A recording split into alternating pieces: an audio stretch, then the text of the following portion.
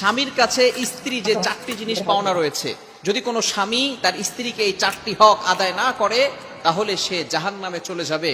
আল্লাহ রাসূল সাল্লাল্লাহু আলাইহি ওয়াসাল্লাম নিজে বলে দিয়েছেন, চারটি করণীয় প্রত্যেকটা স্বামী তার স্ত্রীদের উপরে চারটি হক অবভিয়াসলি আদায় করবে। যদি আদায় না করে, will go to hell fire, তারা জাহান্নামে চলে যাবে। আল্লাহ রাসূল সাল্লাল্লাহু আলাইহি ওয়াসাল্লাম নিজে বলে দিয়েছেন।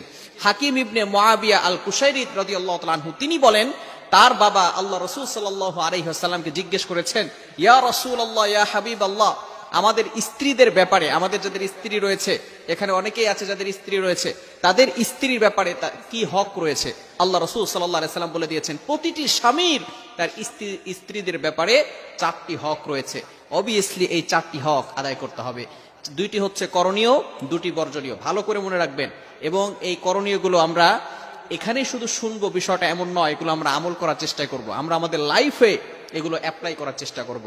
দুটি হচ্ছে করণীয় আর দুটি বর্জনীয়। এক নাম্বার হচ্ছে আনতুতাইমাহা ইদা তাইমতা।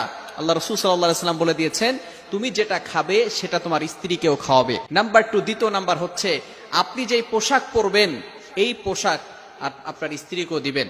অর্থাৎ আপনি ভিআইপি পোশাক পরেন, ব্র্যান্ডের পোশাক আপনি পরেন, কিন্তু আপনার স্ত্রীকে কোনো পোশাক দেন না।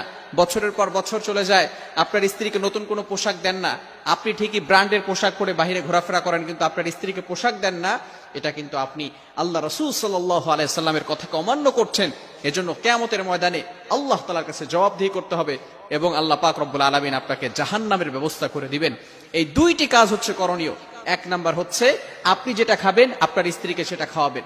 নাম্বার 2, দ্বিতীয় নাম্বার হচ্ছে আপনি যেটা পড়বেন আপনার স্ত্রীকেও সেটা পড়াবেন। এই তৃতীয় নাম্বার এবং চতুর্থ নাম্বার, এই দুইটা হচ্ছে বর্জনীয়। ভালো করে মনে রাখবেন। তৃতীয় নাম্বার হচ্ছে আনতুদরিবিল ওয়াজহা। আল্লাহ রাসূল সাল্লাল্লাহু আলাইহি ওয়াসাল্লাম বলে দিয়েছেন, নারীদেরকে তাদের চেহারায় আঘাত করা যাবে না। ভালো করে মনে রাখবেন, এটা খুবই বর্জনীয় কাজ। আল্লাহ রাসূল সাল্লাল্লাহু আলাইহি ওয়াসাল্লাম নিষেধ করে দিয়েছেন। অনেক স্বামী আছে তারা স্ত্রীর উপর রাগ দেখায়, তারা এতটা বদমেজাজি হয়ে যায় যে স্ত্রীর উপর আঘাত করতে থাকে। খবরদার, স্ত্রীর উপর আঘাত করবেন না। আল্লাহ রাসূল সাল্লাল্লাহু আলাইহি ওয়াসাল্লামের 11 জন স্ত্রী ছিল। আল্লাহ রাসূল সাল্লাল্লাহু আলাইহি ওয়াসাল্লাম কখনো তাদের উপর আঘাত করেন নাই। কিছু কাপুরুষ রয়েছে তারা স্ত্রীর উপর আঘাত করে।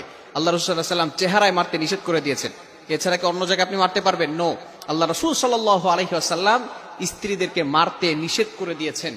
এবং সব সময় মনে রাখবেন, আল্লাহ রাসূল সাল্লাল্লাহু আলাইহি ওয়াসাল্লাম নিজে বলে দিয়েছেন, বুখারী শরীফের হাদিস 5204 নম্বর হাদিসের ভিতরে আল্লাহ রাসূল সাল্লাল্লাহু আলাইহি ওয়াসাল্লাম বলে দিয়েছেন, তোমরা তোমাদের স্ত্রীদেরকে গোলামের মতো, চাকরের মতো, গরু ছাগলের মতো এমন ভাবে আঘাত করবে না। কিছু তো স্বামী তো এমন রয়েছে, তারা এমন ভাবে মদ খেয়ে, গাঁজা খেয়ে তারা স্ত্রীর উপর অ্যাটাক করে, এমন ভাবে আঘাত করতে থাকে, এমন যেন সে পশুর মতো ব্যবহার করতে থাকে। খবরদার।